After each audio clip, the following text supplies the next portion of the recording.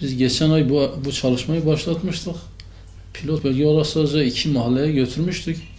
Bu ay elhamdülillah bir 175 aileye yardımları birebir kendi evlerine götürüp teslim ettik. Yani bunu da bizim Van'da kış şartlarının ağır olması, yani fakir ailelerimizin içerisinde soğuktan dolayı bir de yaşlı olup da gelemeyen, hasta olan fakir ailelerimiz var.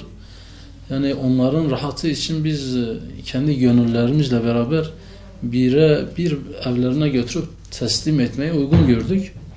Yani bu konuda da bizim fakir ailelerimiz gerçekten çok memnun oldular ve bize çok da dua ettiler. Hem ziyaret etmiş olduk hem de aylık yardımlarını teslim edip o şekilde döndük. Yardımcı olan hem gönüllerimize hem de manevi yönden hem maddi yönden desteği olan bütün Müslümanlara da buradan da Allah razı olsun teşekkür ediyoruz.